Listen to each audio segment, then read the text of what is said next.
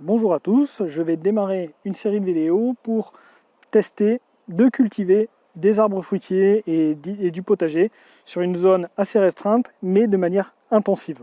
Donc ce qui correspond à une notion qui est pas mal en vogue en ce moment sur internet, la syntropie. Donc il y a plusieurs vidéos qui en parlent. Et moi l'objectif c'est de faire des tests cette année sur un verger que j'avais implanté déjà l'année dernière, mais que du coup j'ai pas mal intensifié cette année en rajoutant pas mal de petits fruits et d'autres éléments. Et donc l'objectif, ça va être d'avoir une petite forêt sur un espace que vous voyez à ce niveau-là, qui correspond à 400 mètres carrés. Donc là, ce qu'on peut avoir au premier plan, c'est plutôt du potager assez traditionnel. J'ai d'ailleurs aussi 3 autres parcelles que je cultive d'une autre manière, soit avec des bacs ou avec des buttes. Là, c'est vraiment sur un potager traditionnel. Mais c'est pas ce qui va m'intéresser dans cette vidéo. Dans cette vidéo, c'est plutôt la partie verger que j'avais installée donc l'année dernière, sur des fruitiers qui peuvent avoir 2 à 3 ans et donc qui se sont développés de manière relativement modeste. Et là, ce que j'aimerais, c'est voir quelle va être la différence en essayant la culture donc syntropique. Donc moi, je ne vais pas essayer de la définir puisque c'est quand même pas mon domaine.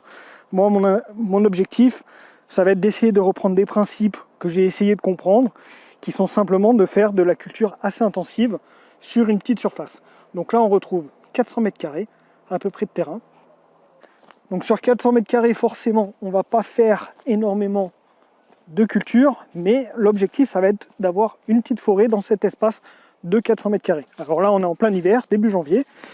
Donc là, les cultures, les installations d'arbres fruitiers ont été faites. Je ne vais pas en rajouter plus. Alors on pourrait, bien sûr, en mettre beaucoup plus sur cet espace, mais ça a un coût assez important. Donc sur ces 400 mètres carrés, j'ai déjà mis pas mal d'arbres fruitiers, d'arbustes fruitiers. Et donc, au printemps, je vais faire en sorte de rajouter d'autres éléments pour avoir une petite forêt déjà sur l'été prochain. Donc l'idée, ça va être de venir placer des tournesols, des maïs, des amarantes. On va également rajouter des artichauts, de la consoude, de la mélisse, de la menthe, du romarin, du thym, et un petit peu tout ce qu'on peut sur un petit espace là de 400 mètres carrés. Alors sur 400 mètres carrés, forcément, on ne peut pas avoir tout et n'importe quoi. On ne peut pas mettre n'importe quel arbre, n'importe comment. Donc je suis parti sur des arbres fruitiers assez standards l'année dernière. J'avais mis des pommiers, des kakis, des pêchers. Ici c'est un amandier. Voilà. Donc je ferai un point ultérieurement sur les arbres fruitiers qui sont installés. Là, c'est pas tout à fait l'objectif. L'objectif, c'est vraiment de faire une première vidéo pour regarder l'étendue de la parcelle en hiver et voir la différence qu'on aura au printemps et en été. Donc là, je vais travailler sur plusieurs dômes. Donc, on va avoir au minimum 3 dômes. Un premier dôme qui va se trouver ici. On va avoir plusieurs arbres fruitiers et donc les éléments que j'ai listés, les consoudes, les tournesols, etc. On a un deuxième dôme qui va se trouver à ce niveau-là, avec un certain nombre d'arbres fruitiers et les plantes annuelles notamment. Et on va retrouver le dernier dôme qui va être ici, où on va mettre également tous ces éléments-là. Donc sur chacun de ces dômes, j'ai déjà les arbres fruitiers qui ont été installés, et les petits arbres fruitiers également, comme par exemple à ce niveau-là, on a un amandier, on va retrouver 2 ragouminiers, on a également un sureau, un arbousier, de la baie de mai, et un sol. Et je compte rajouter aussi des boutures de sol qui vont arriver prochainement, je l'espère, pour compléter donc ce premier petit dôme. Et donc là, c'est vraiment les plantations qui ont été faites en hiver.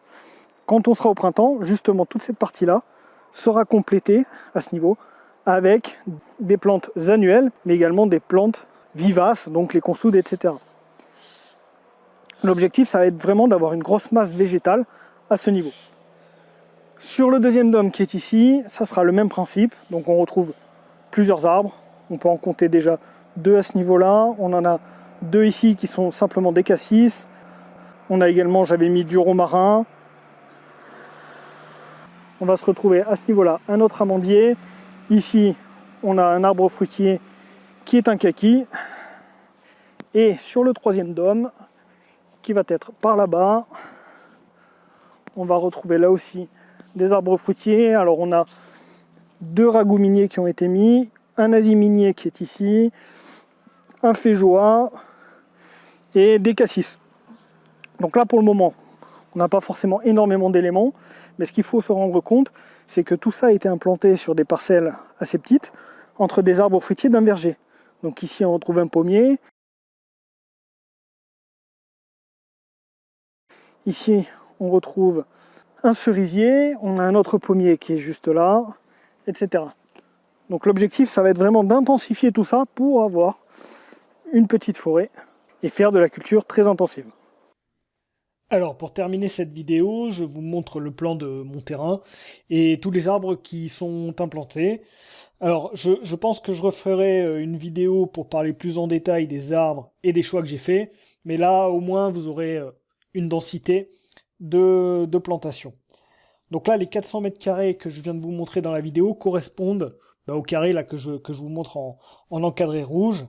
Et on va retrouver dessus plus de 70 arbres et arbustes à fruits, sans compter les 20 boutures de sol que je devrais recevoir prochainement. Et aussi, je vais rajouter 4 arbres colonnaires que je vais tester cette année. Donc on va dire qu'il y a plus de 80 arbres, arbustes de pépins, auxquels s'ajouteront plusieurs dizaines de plantes annuelles ou vivaces au printemps. Donc sur cette parcelle de 400 mètres carrés.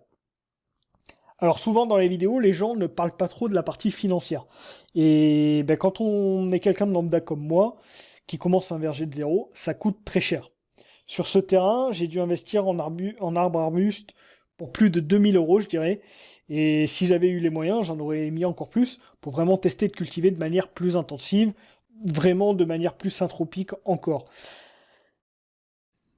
Alors aussi, on entend souvent qu'il faut planter des arbres pour le bien de la planète, et tout ça, mais on oublie de dire quand même que c'est pas donné. Donc je voulais le signaler, et encore moi de mon côté, je me suis fourni beaucoup sur internet à des tarifs relativement corrects.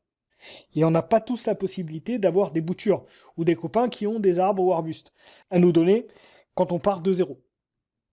Donc là, je vais essayer de faire sur ces 400 mètres carrés, en me consacrant surtout sur les 3 ou 4 dômes, de manière intensive, et voir le résultat qu'il y aura à la fin de l'année, si on a vraiment eu une amélioration du sol, si les plantes, les arbres ont poussé beaucoup plus rapidement que ce que j'avais pu constater l'année précédente.